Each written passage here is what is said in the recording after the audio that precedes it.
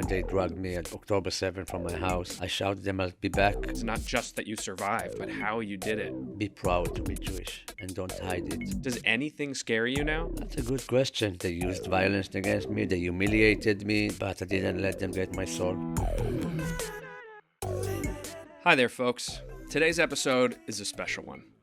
In it, I'll be sitting down with Eli Sharabi, the 52-year-old former hostage who survived 491 days in Hamas captivity following his abduction from Kibbutz Be'eri near the Israel-Gaza border on October 7th, 2023. The episode is divided into two segments. The first was filmed live on December 15th, 2024 at the Miami Beach Convention Center as the main event for a gala benefiting Magen David Adom, Israel's only national emergency medical service organization. The second segment will be filmed right here in studio, one-on-one with Eli, as soon as I finish shooting this introduction. So strap in, grab your Kleenex, and join me for a one-of-a-kind, intimate, two-part conversation with Mr. Eli Sharabi. Good evening, everybody. It is my distinct pleasure to be here with you tonight in beautiful Miami as we honor and celebrate the brave men and women of Magen David Adom. Tonight's theme, From Darkness to Light, is more than just a phrase. It's a journey, one that Israel has been arduously undertaking step by step every single day since October 7th. There are few individuals on this earth that personify such a journey more than our guest of honor tonight. He is the embodiment of faith and resilience in the face of utter darkness, both figuratively and literally. And tonight, we all have the privilege of hearing his story from his own mouth right now as part of a special live recording for my show, Being Jewish with Jonah Platt, of which you are now all a part. From tragedy to worldwide advocacy, from the Hamas tunnels to Time magazine. Ladies and gentlemen, please join me in welcoming our guest of honor, the singular Eli Sharabi.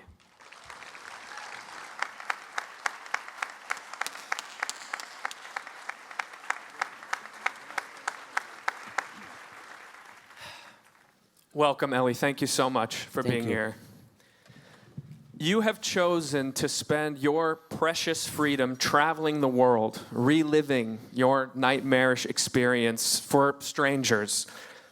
Preparing for this conversation, even, I have to be honest, it felt a bit invasive to even be asking you about this, yet obviously this is something you are committed to doing. You have spoken to hundreds of communities in such a short while. So I want to start by asking, how does it feel to return to this chapter of your life again and again, and why are you doing this? For me, speaking about October 7, about my wife, my daughters, my captivity time, and my loss of my brother, and writing this book, it's a very therapeutic process. I understood about me, only me. It doesn't mean it's suit to all hostages.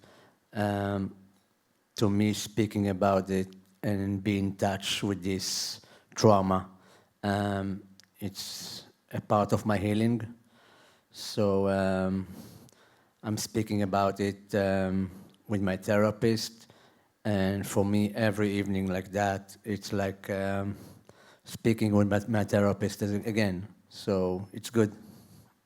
Why do you feel it's so important to share your story with rooms like this one tonight?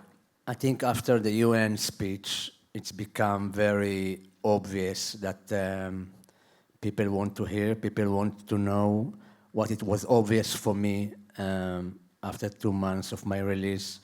I understood it's not really obvious for other people. I start to understand it's not a story, it's a testimony. And it's a part of the history of Israel, a part of the history of October 7, one of many stories. Especially I wanted that people around the world that are not Israelis to hear about the facts, about what people lose, and about the cruelty of Hamas as a terror organization, and because there are lots of disinformation in the social media, lots of fake news, and nobody can stand in front of me and said, I'm lying. Yeah. So let's start with October 7th. If you could take us back to that morning, when did you first realize the magnitude of what was happening, that this was not an ordinary alert, that this was something different? It started, of course, with red alarm, and after that, half an hour later, it was a message from the emergency team of the kibbutz that there's a possibility of terrorists infiltrated Be'eri.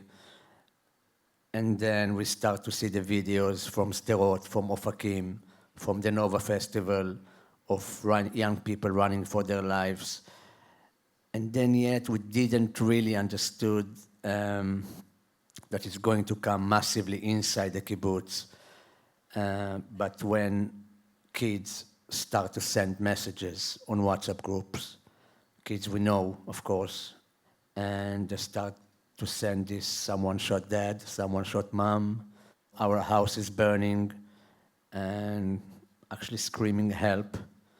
And you can hear that. Yes, of course. It was all around us, and the fight was around us.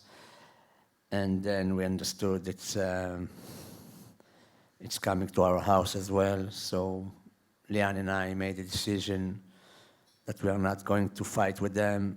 We cannot going to resist. We don't have any weapon with us anyway. And it's most important, it's to protect our daughters. And I don't know why we presume, but that I'll be kidnapped, but their British passports will protect them. And they've been with their British passports when the terrorists arrived to the kibbutz, to our house, sorry. And unfortunately, our plan didn't really work, and they've been murdered 5 minutes after I've been kidnapped in our house. You said just now, you said already in your mind, before they're even there, you go, I think I'm going to be kidnapped. Your mind is already thinking logically through this. You say in your book, Hostage, you immediately shift from Eli the man to Eli the survivor. You have this ability to think level-headed and rational through this all. What has prepared you in your life to shift into such a mindset and maintain it for such a long period of time? First of all, I'm a very practical person, as in my personality, and I always try to find solutions to problems. I think 20 years of being manager in Be'eri printers, in other things in the kibbutz, as a CFO, dealing with numbers and getting dozens of decisions every day. And most of the time you're trying to separate your feeling from these decisions. So I think all these tools prepared me as much as I could to be prepared to something like that. I just remember that I said to myself, I'm in surviving mode now. I don't care what happened to me. They can hit me, they can humiliate me, they can do a lot of things. I'm going to come back. I'm going to come back to my daughters like I promised them. And that's what happened. Thank you. We are at a MADA event, so I would be remiss if I did not mention the brave men and women of Magen David Adom who gave their lives in the line of duty at Be'eri, including Amit Man, who we saw earlier tonight, who refused to abandon her community, and Avia Hetzroni, head of the medical team at the kibbutz. Can you tell us anything personally that you knew about these two? Avia Hetzroni was a grandfather of Jonah and Yahel that been murdered in Specie House, as you all know this story from Be'eri, and they've been great friends of Yahel, my youngest daughter. They've been in our house almost every day, and Avia was a good friend of us because his wife was British as well, originally, and my Lianne was British, so it was lots of connection. And Avia was an amazing man. I just remember him almost every day. I saw him. He was with Mada's uniform, going to save life every day. It was amazing, me, this, his dedication, saving lives. And that was Avia. That was really well known in Be'eri, in the area. I miss him a lot. And Amit Man, I just knew her just a little bit because in that time she arrived to Be'eri. I was walking outside of Be'eri, so I didn't have too much in contact with her. I knew who she, and that's it. May their memories be a blessing. Throughout your captivity, you were housed with two different groups of people, Palestinians and your fellow hostages. I want to ask about your connection with both of these groups during your time, starting with your Hamas captors, who you all gave nicknames to, like the square, the triangle, the mask. These men tortured you, starved you, beat you for 491 days. If you came face to face with any of them now, what would you want to say or do to them? Of course, most of them I probably would kill them because they humiliate us, they beat us, they use lots of psychological terror against me, especially. And when they said to me from time to time, they seeing my wife and my daughters with my photos fighting for me in Tel Aviv. I think most of it, my rage was about the starvation that they used against us on purpose, because in that time we ate 1 meal a day. And when I say 1 meal a day, it's a bowl of pasta, bowl of rice. This is a meal, or maybe 1.5 pita bread, very dry. In that time, they used to eat 5 meals a day. We used to see dozens of boxes coming into the tunnels from the humanitarian aid. We've seen the signs of UN and UNRWA on these boxes that come from Turkey and Egypt. And so we knew that there's lots of food in the tunnel. But then they really starved us. And when I arrived on October 7 to Gaza, I was more than 70 kilos. And the day of my release on February 8, 2025, 16 months later, I've been 44 kilos. And we were sure that another month or two like that, we probably will die. So most of them, I would kill them. It was one of them that from time to time tried to help us and show a bit of compassion to us. And so probably him, I would say thank you, because he saved our lives many, many times when it was a big danger for his life from his fellows. If they would know how much food he gave us. You mentioned when you left you were 44 kilos. I couldn't help but wonder, as they were showing this video earlier, what is the experience of seeing yourself on that screen from that moment, from that day? It took me time to see these photos. I think the first time I understood how I look like, it was 4 days before my release, when I met Ohad Ben-Ami, my friend from Be'eri that we used to work together for 10 years. And suddenly to see him, after 16 months I didn't see him, and to see him 30 kilo less and 20 years older, maybe that was the first time I understood how I look like, because we didn't have any mirror. And after that, when I was released, and actually President Trump called me the Holocaust survivor when he saw these photos.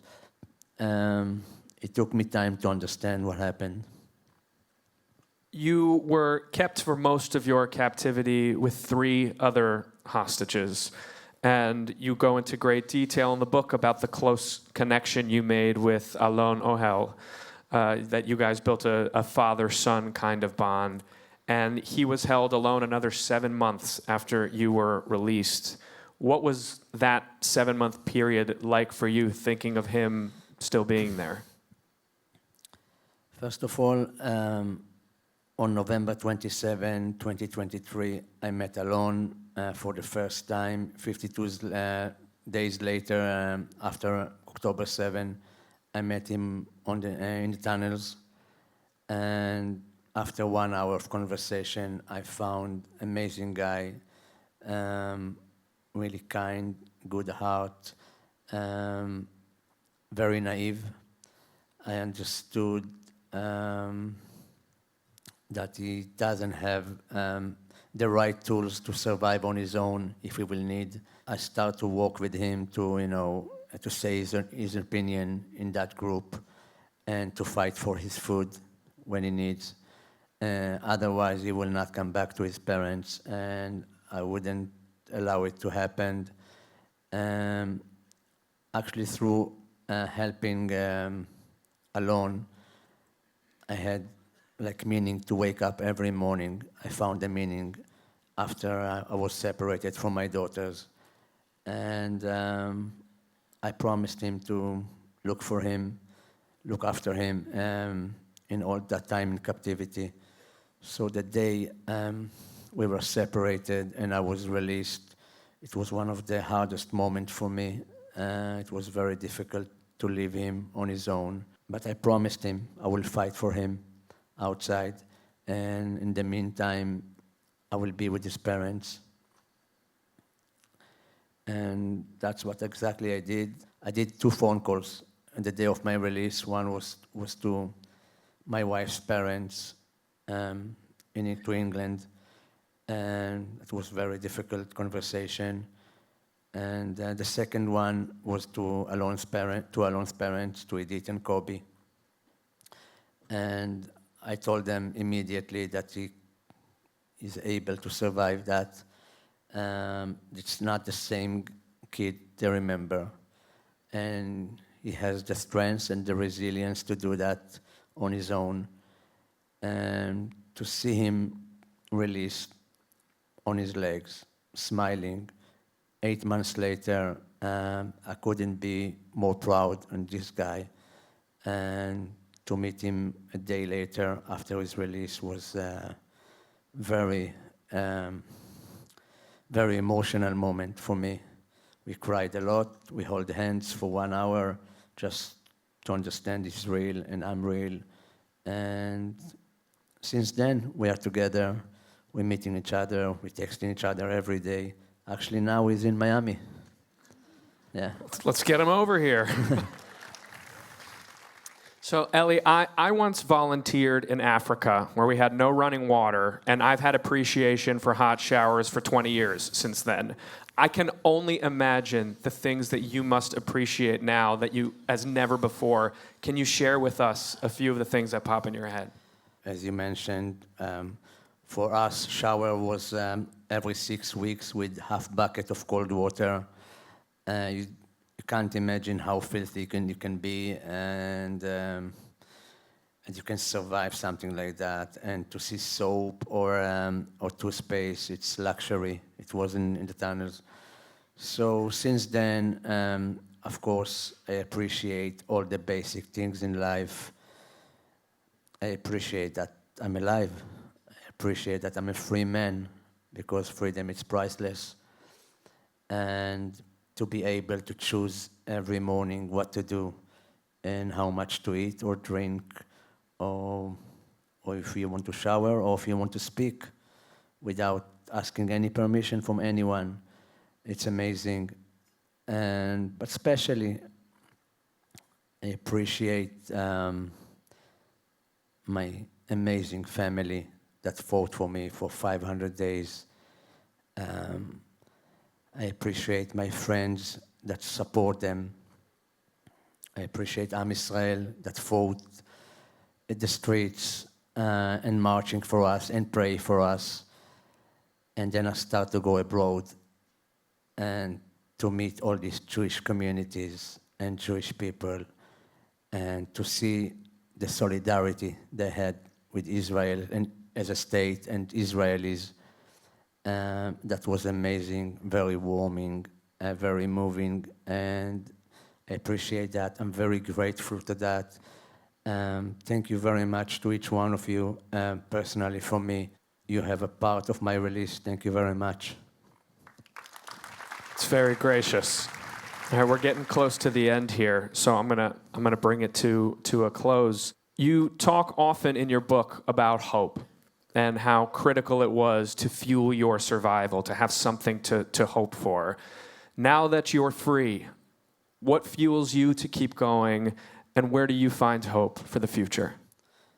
Again, I find hope and meaning in life, the things I'm doing for others.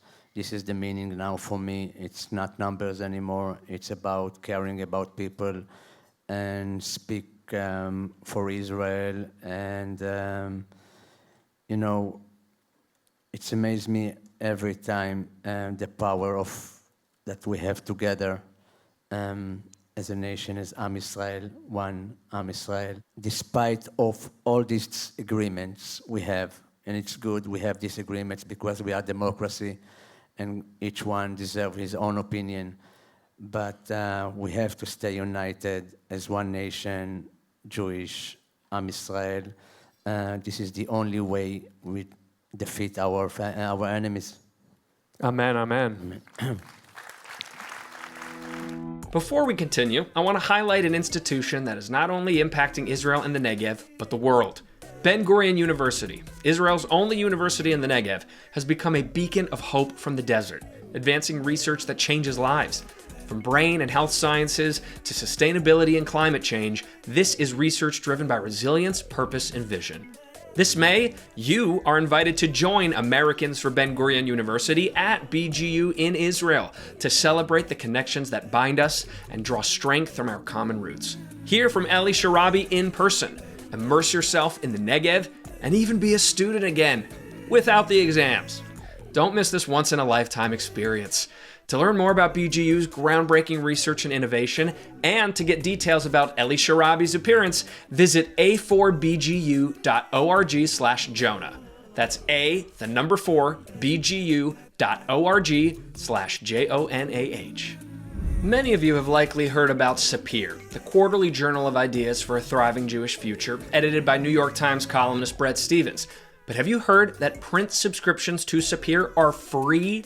That's right, you can receive 4 beautiful issues a year right in your mailbox at home, each on a theme of importance to the Jewish community, such as activism, diversity, faith, or Zionism, at no charge and requiring no credit card info.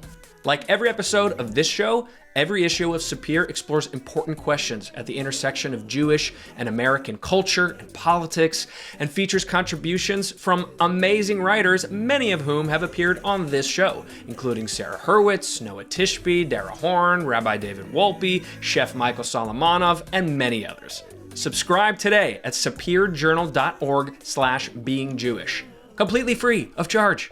That's Sapir, S-A-P-I-R, journal.org/beingjewish. Or click the link in the episode notes of wherever you're getting this pod.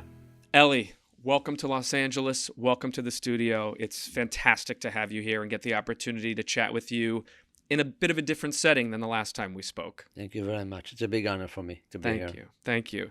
How was the event for you in Miami? You've been doing so many events. Do they blur together, or do they stand out at all? It was an amazing event, I think. Really well organized.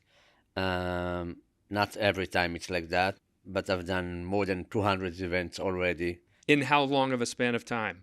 In 6-7 months. So you started immediately then? Yes, started immediately. Because you've only been out since February. Yeah, but after the UN speech on March, people approached me and said, "Please speak, talk. We want to hear. We want to listen." And then I came back writing this book.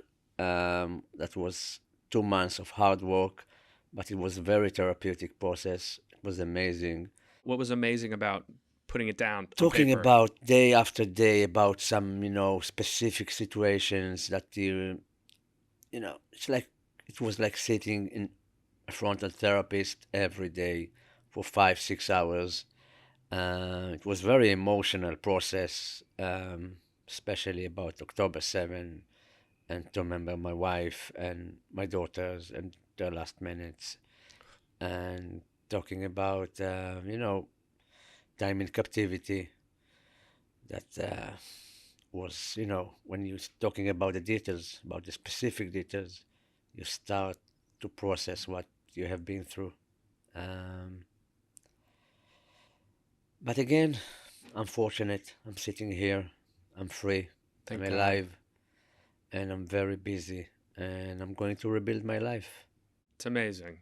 As you were in captivity, I mean, what you just said makes me curious. Like, how much of a mental sort of box are you shoving things into just to get through them to where, you process them only later? Because if you were thinking about it all in real time, you would collapse.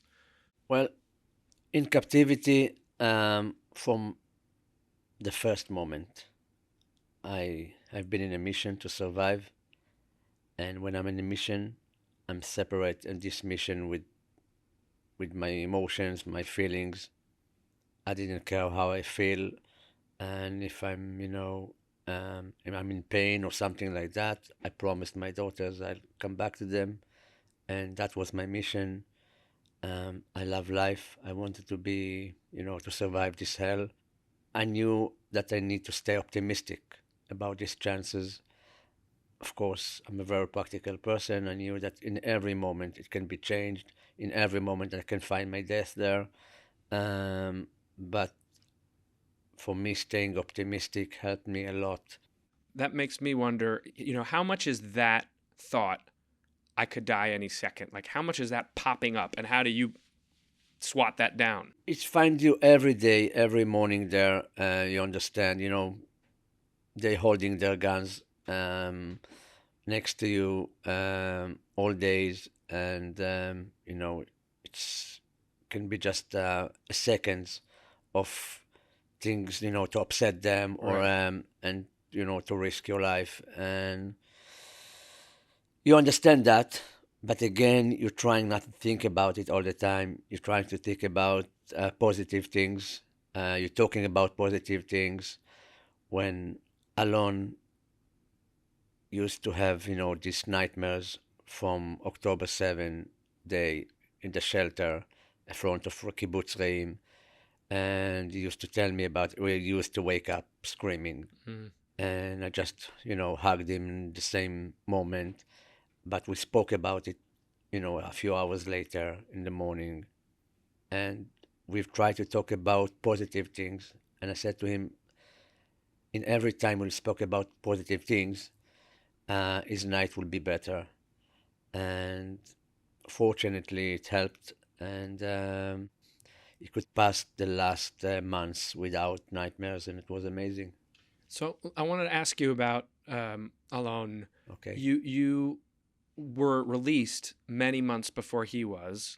What did you leave him with that he was able to withstand so many months by himself, which, has to be so much harder than when you have the comfort of, your fellow man? I found a guy on November 27th. After 1 hour conversation, I realized that you cannot survive being so naive and being so gentle. And I tried to speak with him about it, that he need to change a little bit of his, way of behave if he want to survive this hell. That he need to fight for some things and to say his opinion about things, that other people will not step on him all the time. It took him time, but eventually he was there. He got this, strength and resilience, and he start to think he's capable to survive it on his own, and that was most important Yeah. because we knew we didn't talk about it too much, but we knew that if it will be an agreement, it's not that everyone go at the same time, and we presume my age will release me first. Right. I knew he's going to stay on his own, for I wanted to, to believe that he will stay maybe a week or 2 weeks on his own. Unfortunately, he stayed 8 months on his own, and a day after his release, I met him in hospital, and he said that immediately. That he said, "You saved me. I thought about all the things you taught me."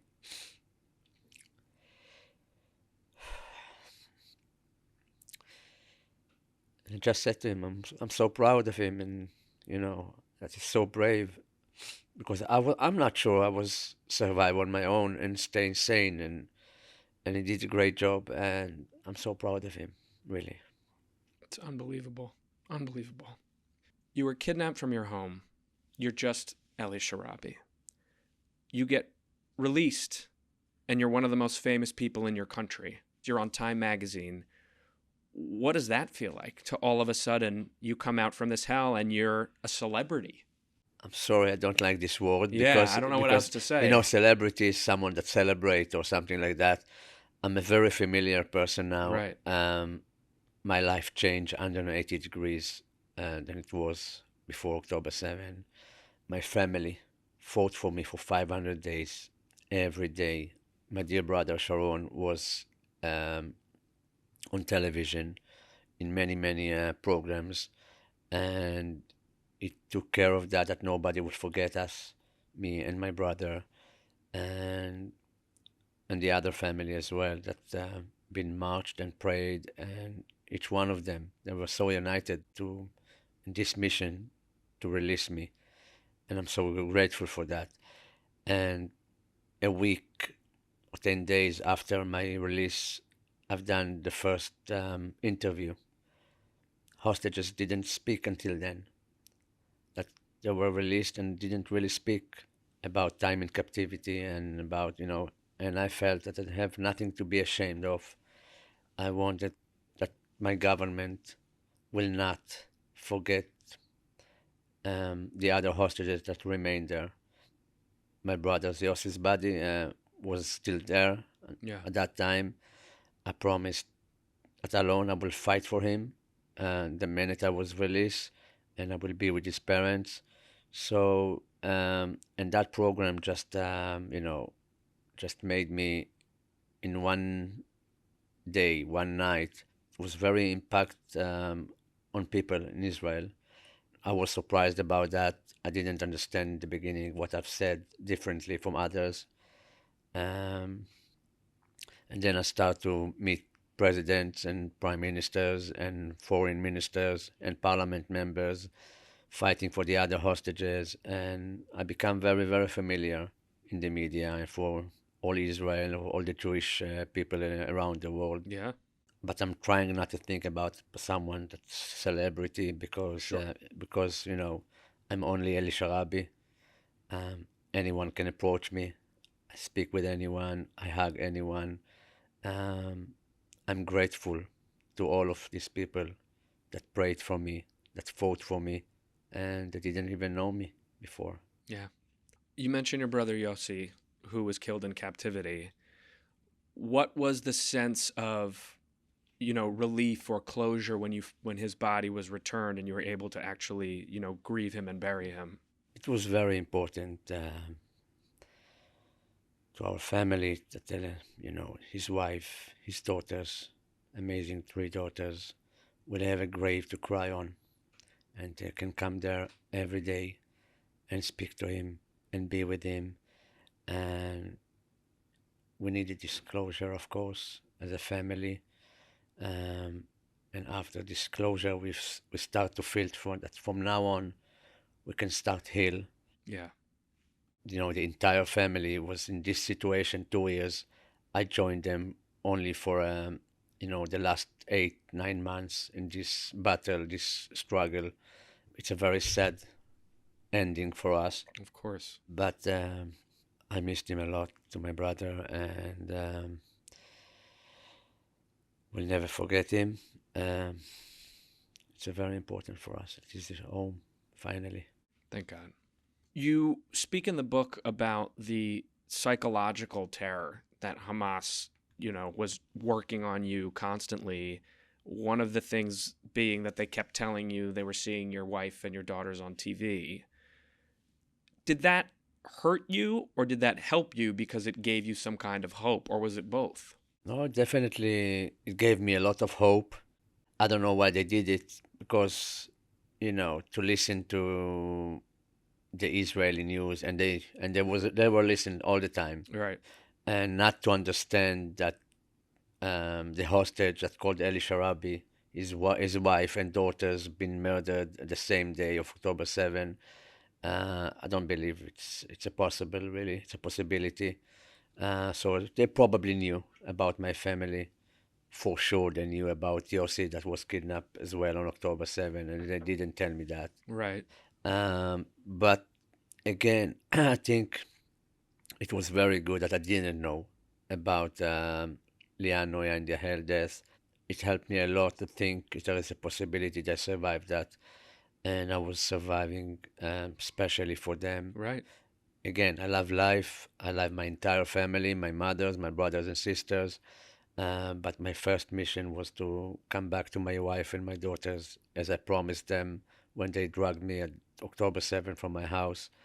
I shouted them I'll be back, and I've tried to make this promise. I remember even on February 8th, in this horrible ceremony, one of the questions that was asked on this stage, and half an hour before I was released, they asked me how I feel that I'm going to meet my wife and my daughters in a minute. And again, I really hope that that will be the case, that I'm going to meet them in half an hour. Unfortunately, I was announced about them by the social worker of the IDF. It was a devastating moment. Um, I remember that I needed this closure again. I need closures in my life lots of times. And a week after, in the hospital, I've asked to go to the graveyard because I understood and I decided to rebuild my life. But I needed to start from one point. And for me, going to the graveyard was this point for a closure. Most of it in the beginning was to apologize my wife and my daughters. I didn't protect them well on October 7. And probably I will think forever. Maybe I could do things differently that day to save them. What could you have done differently? I have no idea, Yeah. but I probably will always think about that. Sure. I promised them that in any place I'm going to speak about them, and that will be the most respectful for their memory to do. I will not let anyone to forget them. You kept your promise that you'd come back to them. You did. Thank you. Speaking about the Israeli news that the Hamas captors would watch constantly, in the book you speak about a time when they heard a line from Itamar Ben-Gvir, and that news led directly to them starving you more. How much anger did that instill in you, and resentment for the government and the way they pursued your release? I remember 50 meters underground after they said that to us. We talked between ourselves how stupid you can be talking about these things in the media. I can understand it served his own interest, things like that, to talk about that. People voted for you to do some things. Do it. Don't speak about it Don't go on TV. when hostages, when somebody other people can be influenced about that, about your actions, about your talking. And when they got to our room and said to us that they are going to reduce our meals from 2 meals to 1 meal because of Itamar Ben Gvir, what he said to them about their prisoners. Um, it was something we couldn't forget. We start to feel that immediately. We were starved. After 3 weeks, we started to, feel dizzy and fainted from time to time. We were very worried about our life at that time. And think about Yom Kippur as a Jewish, you're eating amazing meal before you fast 24 hours. We ate 180 days, a bowl of pasta a day, every 24 hours, and day after day, and all of that because someone is not thinking about before he's talking. Did he or anyone ever apologize to you? No way. Even then, they said that we are like Hamas sent us to say these things, and we actually just say the truth and the facts. I'm not really expected for someone to apologize about that, especially not him. How often are you back there in your mind now? I remember everything from my captivity. I remember lots of situations. I know all the faces. What I mean is, how much are you, you're eating lunch and then all of a sudden is something sending you back there? So captivity, all these situations and all these things, they're with me all the time. But I don't let it to interrupt rebuilding my life. Don't let it to interrupt of me having a normal life. I don't suffer from nightmares or things like that. I don't say about certain food that I can't eat that or see that. Not saying that if I hear Arabic, it's take me to a place that I don't want to be or something like that. I'm fine. No I know triggers. no triggers. I know Wow. how to separate my emotion uh, from these situations, so they could reach my body. They used violence against me. They humiliated me. They starved me, but I didn't let them to get to my soul. It's unbelievable. It's like a steel trap in there. Uh, You I've, locked it down. yes, It's really exactly. I locked unbelievable. it down. That's it. And I think that's what makes your story so inspiring is not just that you survived, which is amazing, but how you did it with such strength and commitment to how you were going to do it and the way you executed on your plan. It's really just unbelievable, truly. Thank you very much. Yeah. I know the answer to this question now, but I'm going to ask it anyways. I mean, you lived through hell that none of us could imagine going through. Does anything scare you now? That's a good question. Not a lot of people ask me that. For me to be with my family again, it's so precious time. So I'm just worried about them. If something happened to them, that's what worries me. Hmm. Um, Nothing scares me really. Nothing. It's like, how could it after what you've been Yes. through? You've been through everything. Yeah. Appreciate all the basic things now. I love every moment of my life now. Um, I'm so grateful to be free and to be with my family and surrounded by my friends and all this love. It's amazing for me. When you were released, what was the first meal that you were like, I can't wait to eat this food? It's a Yemen dish. It's called jachnun, and I didn't eat a boiled egg, for 16 months.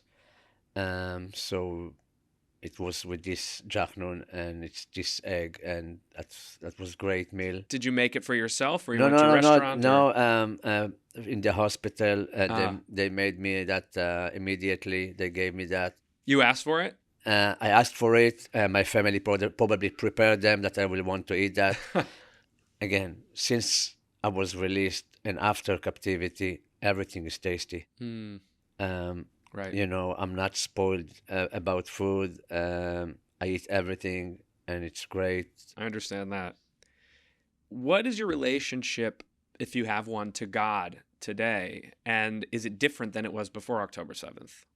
It's definitely different. I was raised in traditional family. I know synagogues, I know Kiddush, I know, every Jewish holiday. I'm familiar with that. I know all the blessing by hearts of the Kiddush. But I've lived 35 years in unreligious place, unreligious life, and I'm not religious now. But this extreme experience um, helped me a lot to find my faith in God again. This belief gave me loads of strength. And after I've seen death so many times in captivity, and I'm still alive after each one of them, made me believe that someone protect me and wanted me to be alive. And this is how I look at that now. It's amazing. Thank you. Talk about a glass half full attitude. All the time. Clearly, it's so important for your ability to move forward and be who you're being. Again, if somebody show me that me crying or self-pities will give me strength or bring me back my brother, my wife, my daughters, I will be in bed and cry all day, believe me. Mm-hmm. But I'm a very practical person. Yeah. So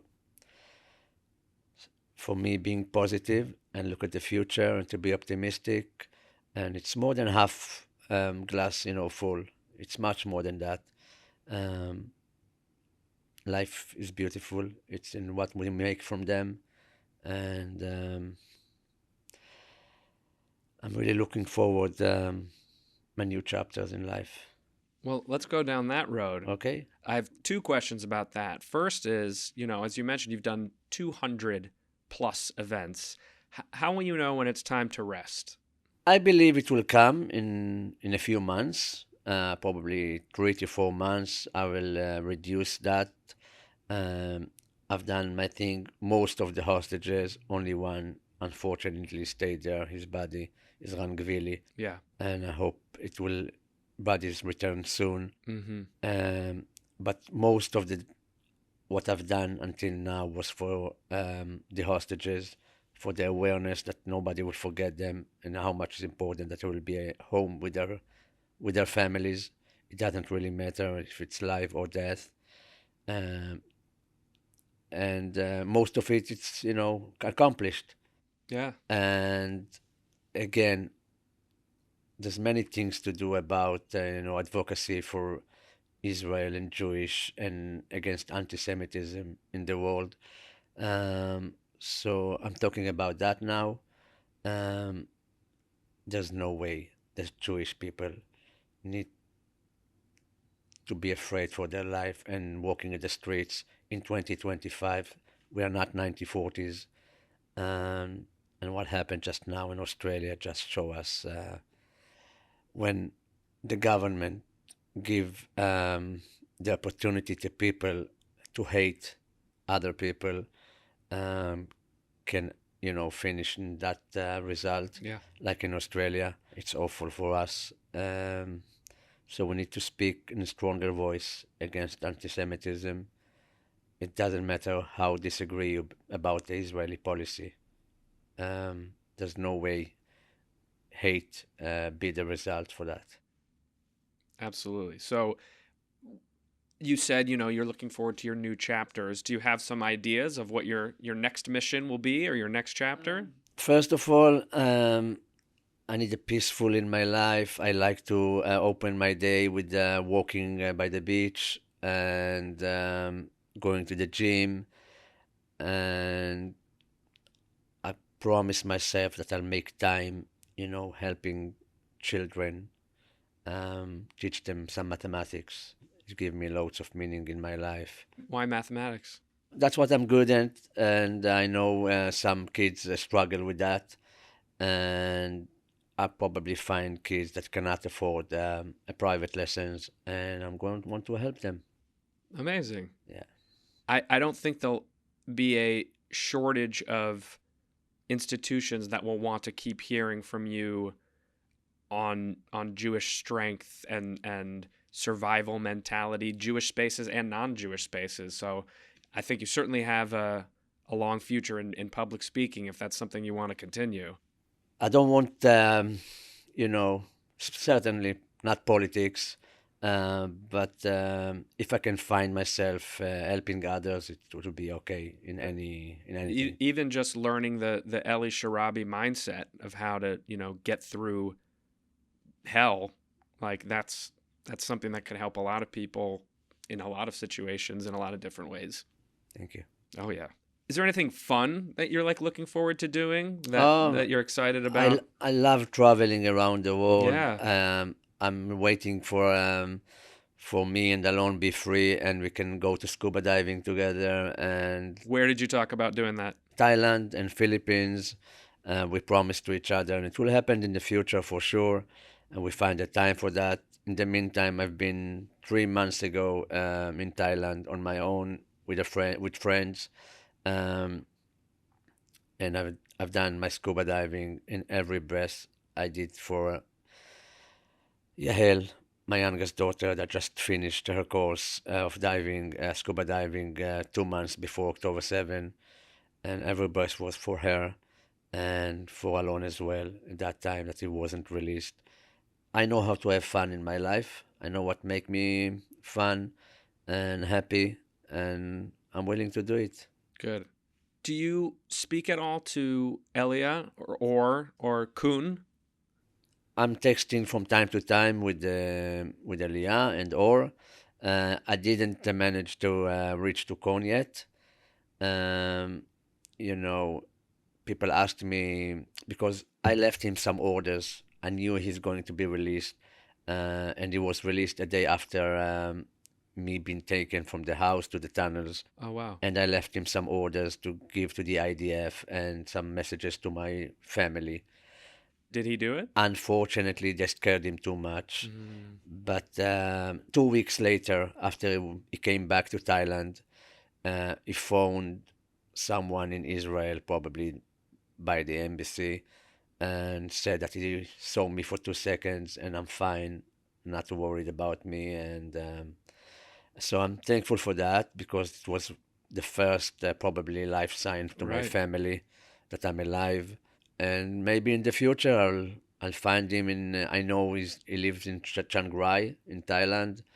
Um, so maybe one day. And the other guys you're texting with, Eleanor? Yes, yes. We're texting to each other. We're supporting each other, and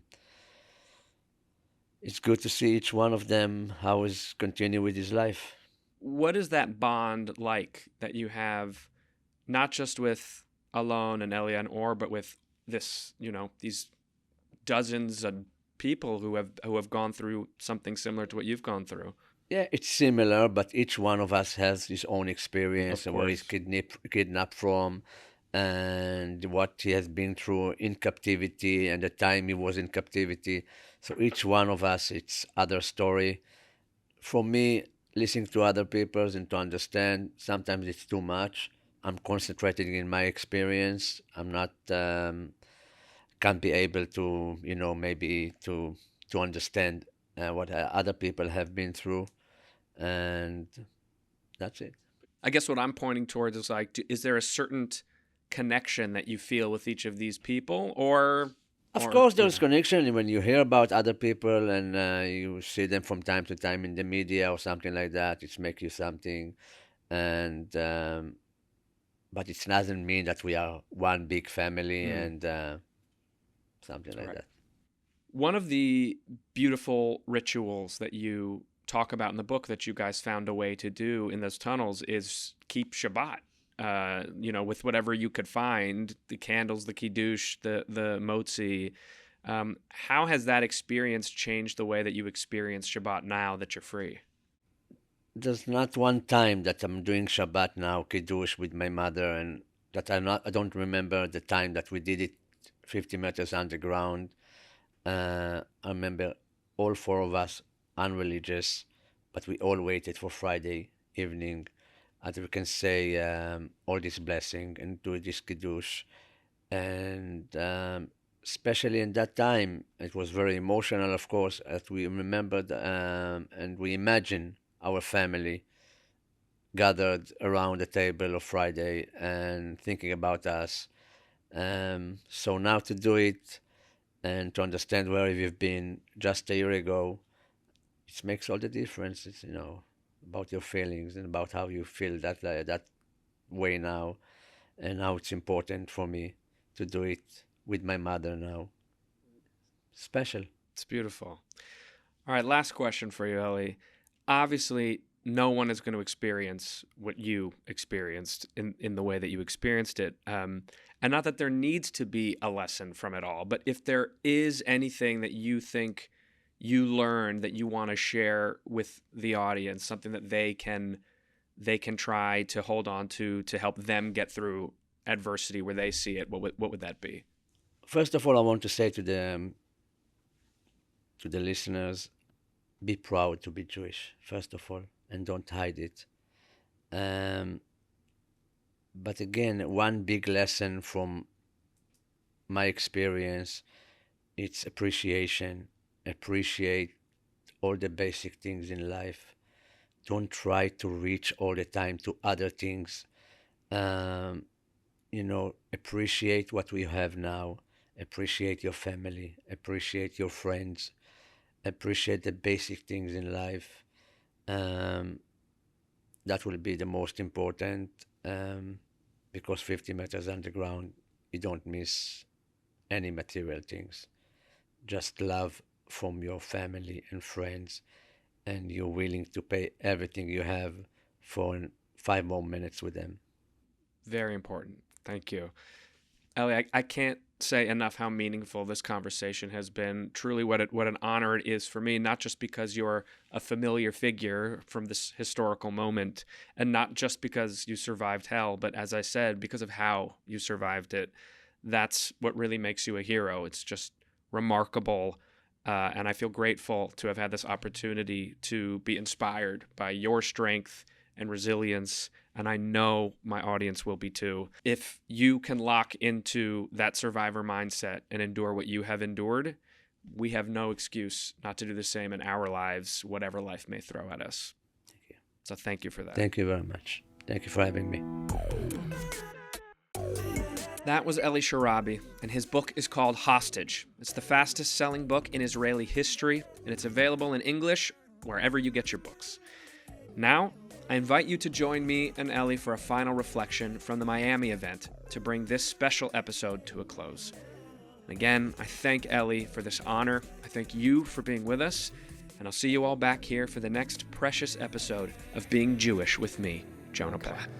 There is one more blessing that we usually reserve for only the first night of Hanukkah, but it feels especially meaningful and necessary tonight, and it is the Shehecheyanu, a prayer of gratitude that the divine has allowed us the privilege of reaching this moment in time. Eli, like the famous jar of oil that sustained a nation, your strength and determination sustained not only your own life, but those of your fellow hostages in the tunnels, and your presence here tonight sustains us all. Your survival, your unbelievable courage, and your commitment to spreading light all around the world, all of these are miracles worthy of prayer. And so it's fitting that you should please lead us in the Shehecheyanu, and like the daily gratitude practice you led in the worst imaginable conditions, lead us now in our appreciation of how good and sweet it is that we are here with you to reach this precious moment together. ברוך אתה אדוני אלוהינו מלך העולם שהחיינו וקיימנו והגיענו לזמן הזה. Amen. May these flames shine brightly. May they honor the past, and may they illuminate a future of healing, unity, and strength.